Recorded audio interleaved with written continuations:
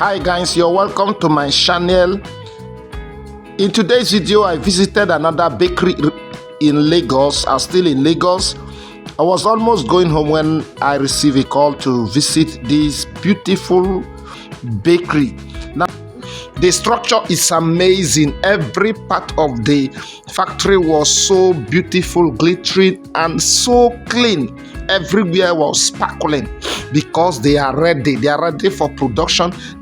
This factory is awesome. You can see how spacious it is, and it's actually built as a factory. You can see everywhere well structured. So what caught my attention, first thing first, I walked towards the pans to see the sizes, and I was thrilled. I was surprised, amazing. This is a rack, and the pans are so good, concise, beautiful sizes that will definitely increase profit. I tell you the truth, the pans are good. Now, what disappointed me in this bakery was this glittering oven. This is not an oven, this is a dryer. This is just a gas dryer that people use in drying fish, vegetables, and other things. And so they said this is the oven they have for now. Well, I was somehow disappointed, but I have to bear it. Now, if you want to buy a digital scale, this is the one you should buy. This is the type. This Camry is a game changer. It's stable and it's very, very good. The readings are always accurate. So after theory, I sat them down, explained step by step on how to mix and bake. It was a tough moment because I told them I have only one day, spending only one day with them, so they need to know how to bake. I formulated different recipe for them that will be able, to compete. After inspecting the area, I looked at the standard of bread sold in that environment, that area, and then we sat down and formulated a beautiful, nice recipe for this bakery.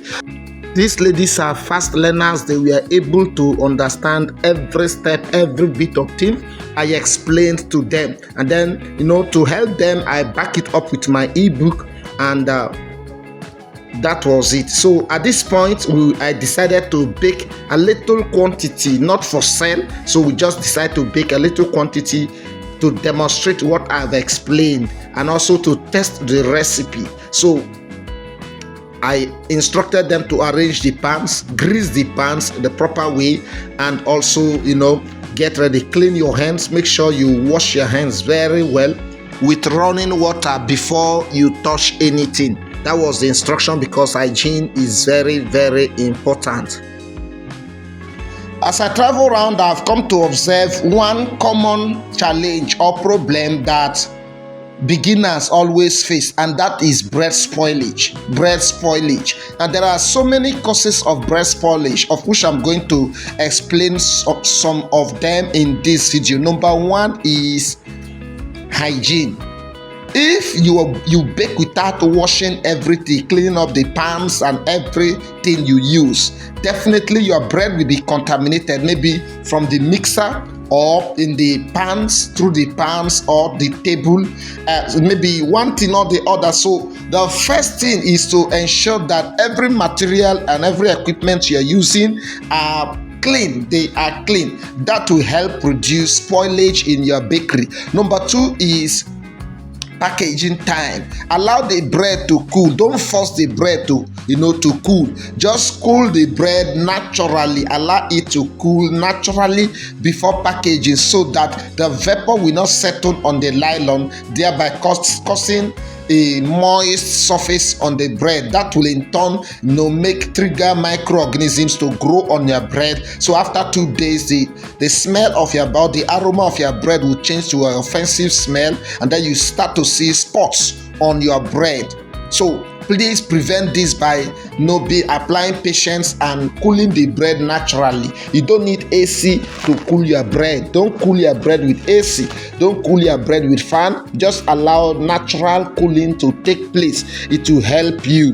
Now, at this point, I was visited by some guys. They came to see what we are doing. Well, I allowed them because we are not producing for sale.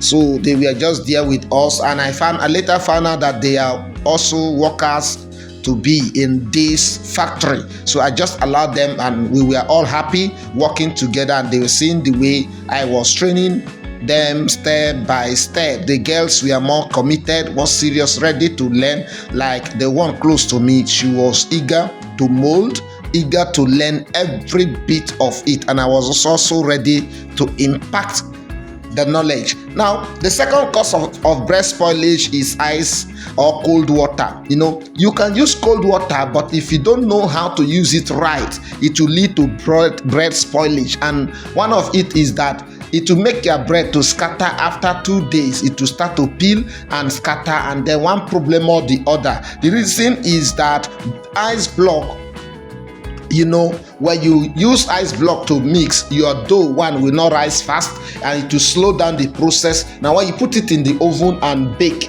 there is possibility that the internal part of your bread may not be properly baked. Then after 2 days, there will be a separation between the external and the internal part of your bread that will lead to peeling. So don't use ice. It's not mandatory. I have said it over and over again. It's not compulsory. Some people complain that if they do not use cold water or ice, the dough becomes hot. How hot it is. How hot it is. You can actually use it. I always mix and bake without using cold water.